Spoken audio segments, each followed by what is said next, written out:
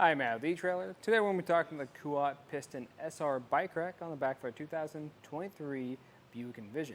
Now this is going to be a solid choice if you're going on those solo rides, but you want a bike rack that one's going to look good and two, just be really easy to work with and be able to carry a variety of different types of bikes. So today we're mainly going to be focusing on how this interacts with our vehicle. So the first thing I do want to point out is our bike is pretty close to the vehicle. Right now the handlebar is just fine. My biggest concern is that pedal right there. There is some daylight still getting through there, so that's something to definitely consider. In some cases you might want to take that off because if you're on any bumpy roads, that might move some. So definitely keep that in mind. So at this moment I won't be able to get into my hatch. What I'll have to do is take this off. It's actually a pretty quick process.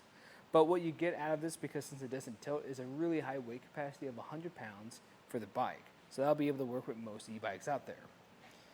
What I like about this process is, since this is kind of low to the ground, I can just use my feet for these, leaving my hands to control the bike, and then take it off.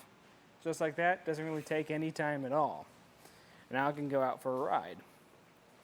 Now, something else you'll notice with those trays on there, it's going to be one continuous piece. I like that because I find it a little bit easier to work with when getting your bikes on there. Now I can just put this back up, by pushing that in, and then using this hook to keep it down. So if anything would ever happen on the road and something hits this button here, this hook will keep it in place. So let's get a couple measurements now. And what I like about these arms is not making contact with the bike or the frame of the bike, so it's perfect for carbon frame bikes and alternative frame bikes. The first measurement I'm going to get is going to be ground clearance. This is going to be around 10 inches. Now typically that wouldn't be too great, but since we're really close to the vehicle, it's not bad either.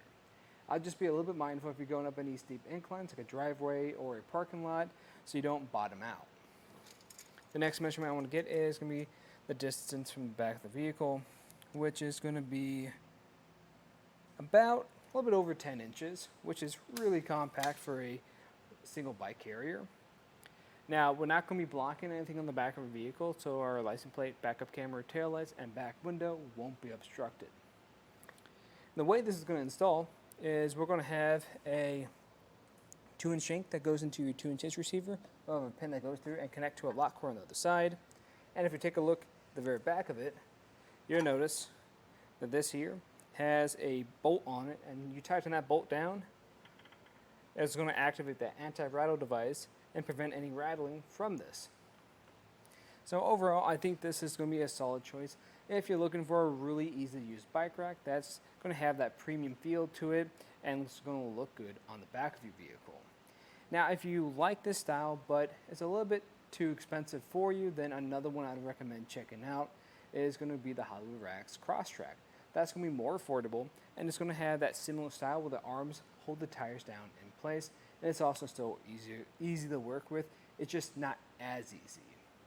But of course, if you guys have any other questions, let us know here at etrailer. And again, I'm Matt, and thanks for watching.